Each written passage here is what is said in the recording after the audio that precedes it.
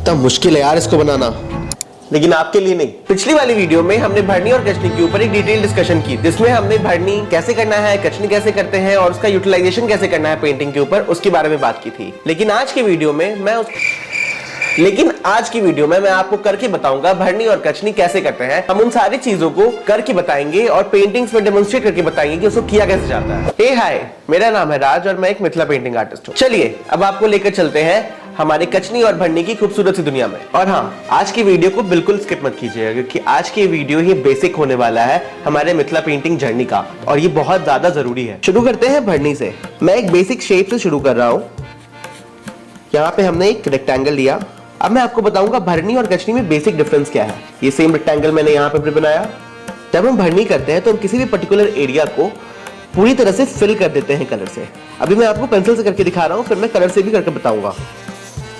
जब किसी एरिया को पूरी तरीके से कलर से फिल कर दिया गया तो मतलब कि भरनी है।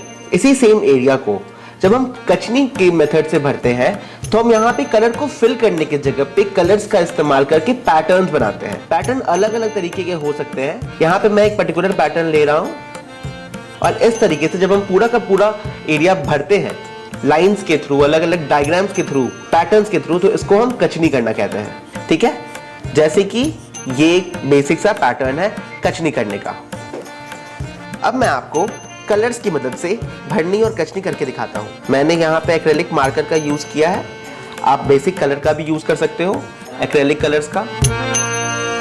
अब हम इसमें कलर फिल करेंगे। फर्स्ट थिंग फर्स्ट, क्योंकि ये मिथिला पेंटिंग है तो हम पहले इसमें डबलिंग कर लेते हैं। डबल लाइंस बहुत ज्यादा जरूरी है मिथिला पेंटिंग पे। अब मैं आपको इसमें कलर फिल करके दिखाता हूँ। लेट्स से हमने ग्रीन कलर लिया।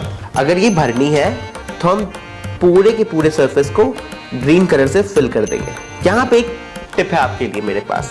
जब भी आप कलर फिल कर रहे हैं किसी भी पर्टिकुलर एरिया में, किसी भी पर्टिकुलर सरफेस के ऊपर, तो पहले उसका जो आउटर सरफेस है उसको आप फिल कर लो और फिर उसके अंदर कलर भरो। आपके लिए कलर भरना बहुत ज्यादा आसान हो जाएगा और कलर बहुत ज्यादा इवनली स्प्रेड होगा पूरे के पूरे सरफेस के ऊपर। सेम जब आप कचनी कर रहे हैं तो भी आपको एक बाउंड्री बना लेनी चाहिए अपने शेप के चारों तरफ। जब आप बाउंड्री बनाकर काम करते हैं तो कलर्स बिखरने के चांसेस कम होते हैं, शेप ज्यादा अच्छी निकल कर आती है और पेंटिंग ज्यादा साफ दिखती है। ये हो गया हमारा कचनी वाला एरिया। अब आप जितना ज्यादा बारीक करके ये लाइंस को यूज करोगे, कचनी उतनी ज्यादा डिटेल्ड लगेगी, पेंटिंग उतना ज्यादा खूबसूरत निकल कर आएगा। ये तो हो गया भरनी और कचनी के बारे में बेसिक, कि भरनी कैसे करनी है और कचनी कैसे करनी है।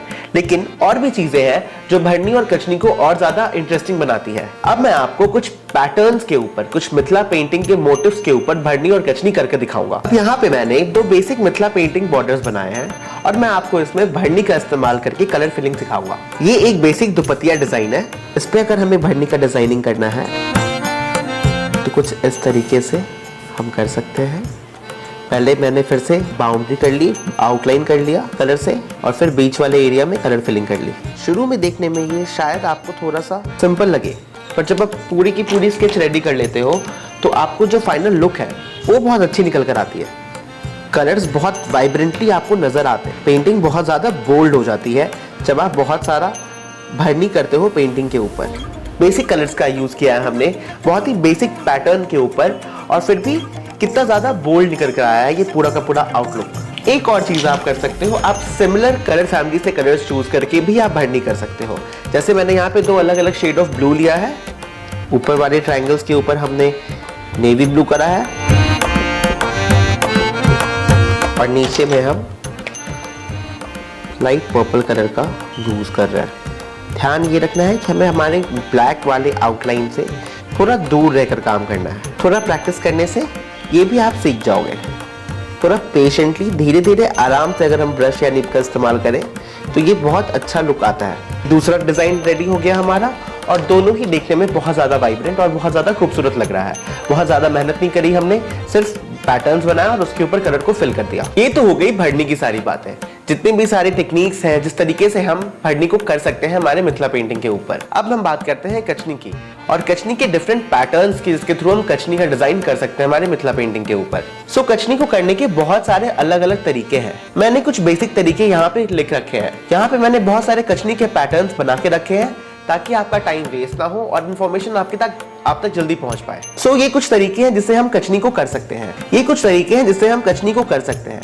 जैसे सीधी लाइन के थ्रू कचनी, या फिर अगर हम सीधी लाइन की जगह पे ऐसे टेढ़े लाइंस खींचे, स्लैंटिंग लाइंस को ड्रॉ करें तो वैसे भी हम कचनी कर सकते हैं। उसके अलावा अगर हम पूरी की पूरी सीधी लाइन ना ड्रॉ करके लाइंस को तोड़ के ड्रॉ करें तो भी हम उसके थ्रू भी कचनी कर सकते हैं। इसको हम कुटनी स्टाइल कहते हैं। उसके अलावा एक और तरीका है जो बहुत ज्यादा यूज होता है मिथिला पेंटिंग में, वो है लहरिया कचनी।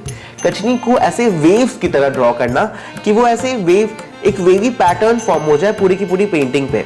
इससे पेंटिंग देखने में बहुत ज्यादा इंटरेस्टिंग लगती है। अगेन जब हम अलग अलग चीजों को ड्रॉ करते हैं पेंटिंग के ऊपर, जैसे हमने पानी ड्रॉ किया, हमने वाटर बॉडीज ड्रॉ करी, हमने पत्ते ड्रॉ किए, तो हम उसके ऊपर उसकी शेप की भी कचनी करते हैं। जैसे यहाँ पे हम लहरिया डिजाइन का यूज करके पानी के वेव्स ड्रॉ कर सकते हैं। पानी के वेव्स को ड्रॉ करने के अलग अलग तरीके भी हैं, कुछ इस तरीके से, कुछ इस तरीके से और कुछ इस तरीके से भी। इन सारे पैटर्न्स को यूज करके भी हम कचनी कर सकते हैं। और इसके अलावा और कोई भी तरीका जो आपको समझ में आ रहा है उसको भी यूज कर सकते हैं आप कचनी करने के लिए।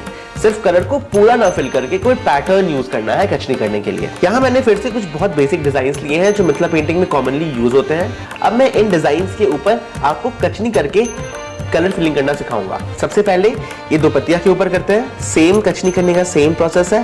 पहले आपने एक आउटलाइन ड्रॉ कर लेना है कलर से। यहाँ पे मैं सीधी लाइन का कचनी यूज कर रहा हूँ और मैं कोशिश कर रहा हूँ कि मैं बहुत पतली पतली रेखाएं ड्रॉ करूँ। ये देखें, ये हो गया। अब हम एक दूसरा कलर यूज करेंगे। ये मैंने फिर से एक आउटलाइन ड्रॉ कर दिया हमारे पत्तों के ऊपर। इसके ऊपर अब मैं स्लैंटिंग कचनी यूज कर रहा हूँ और बिल्कुल इसी तरह से अब हम दूसरे पत्तों के ऊपर भी ड्रॉ करेंगे कचनी। सिर्फ हम स्लैंटिंग कचनी का जो एंगल है वो चेंज कर देंगे इस बार। सो बहुत छोटी छोटी सी चेंजेस करके आप अपने डिजाइन को ज्यादा एनहांस कर सकते हो। एक बात का जरूर ध्यान रखना है हमें, जब हम मिथिला पेंटिंग कर रहे हैं तो हमें बहुत ज्यादा एक्यूरेसी की तरफ नहीं जाना है। मिथिला पेंटिंग एक फोक आर्ट फॉर्म है, तो वो जितना ज्यादा एक्यूरेट हो उससे ज्यादा उसके अंदर मिथिला पेंटिंग का एसेंस हो वो ज्यादा इंपॉर्टेंट है। ठीक है, तो एक्यूरेसी से ज्यादा आपको इस बात पे ध्यान रखना है कि आप मिथिला पेंटिंग करते वक्त उसको एंजॉय कर रहे हैं या नहीं। और बिल्कुल ही एक नया अलग डिजाइन बनके तैयार हो गया हमारे पास। तो कुछ इस तरीके से हम भरनी और कचनी का यूज करके अपने पैटर्न्स को ज्यादा खूबसूरत दिखा सकते हैं। अब एक सबसे जरूरी चीज जो मैंने आपको पिछले वीडियो में भी बताई थी कि अभी के टाइम पे हम भरनी और कचनी का बराबर इस्तेमाल करते हैं जब भी हम कोई मिथिला पेंटिंग में बना रहे होते हैं। तो अब मैं आपको एक ऐसा बॉर्डर बनाकर दिखाता हूँ जिसमें हम भरनी और कचनी दोनों का इस्तेमाल करेंगे और फिर उसकी खूबसूरती भी अपने आप में लाजवाब होगी। ये सेम पैटर्न हमने लिया है दो पत्तियां का। अब हम पहले इसके ऊपर कचनी वाले डिजाइन करेंगे। तो ये था हमारा सबसे बड़ा डिफरेंस कचनी और भरनी के बीच में, और दोनों को इकट्ठे कैसे इस्तेमाल करना है उसके बारे में भी थी हमारी आज की वीडियो। इसके अलावा आपके दिमाग में और कोई भी क्वेश्चन है कचनी और भरनी से रिलेटेड तो आप मुझे कमेंट करें, मैं उसके ऊपर वीडियोस बनाने की कोशिश करूंगा। आज की वीडियो में बस इतना ही, और हाँ, सब्सक्राइब करना मत भूलें।